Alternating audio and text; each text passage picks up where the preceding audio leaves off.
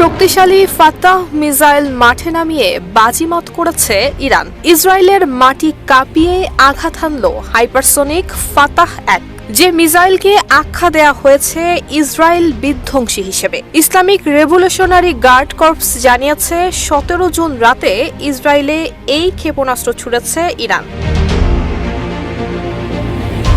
2023 সালে ফাতাহ ক্ষেপণাস্ত্র উন্মোচন করে ইরান। ফাতাহ আরবি শব্দ যার অর্থ উন্মোচনকারী। ইরানের সর্বোচ্চ নেতা আয়াতুল্লাহ আলী খামেনি ক্ষেপণাস্ত্রটির নামকরণ করেন। এটি উন্মোচনের সময় ইরানের রাজধানী তেহরানে একটি বিশাল ব্যানার টাঙানো হয়েছিল, যেখানে হিব্রু ভাষায় লেখা ছিল 400 সেকেন্ডে তেল আবিবে।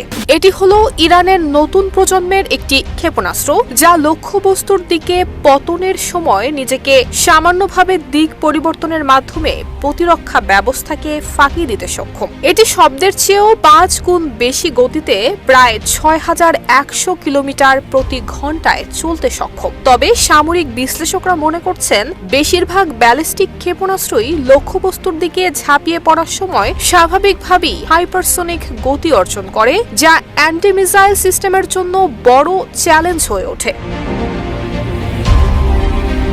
পরীক্ষামূলক উৎক্ষেপণের সময় আইআরজিসি অ্যারোস্পেসের তৎকালীন প্রধান আমির আলী হাজিজাদেহ বলেছিলেন, ফাতাহ ইরানের ক্ষেপণাস্ত্র প্রযুক্তির জন্য একটি প্রজন্মগত উল্লম্ফন। এটি পৃথিবীর বায়ুমণ্ডলের ভেতরে এবং বাইরে পরিবর্তনশীল গতিপথ অনুসরণ করতে পারে এবং যে কোনো ক্ষেপণাস্ত্র প্রতিরক্ষা ব্যবস্থাকে ভেদ করতে পারে। তিনি বলেন, ফাতাহ কেনা কারণ এটি বিভিন্ন দিকে এবং বিভিন্ন উচ্চতায় চলাচল করে। ইসরায়েলের বহুল আলোচিত আয়রন ডোম প্রতিরক্ষা ব্যবস্থা এই ক্ষেপণাস্ত্রকে প্রতিহত করতে সক্ষম নয় বলেই মনে করছেন বিশ্লেষকরা।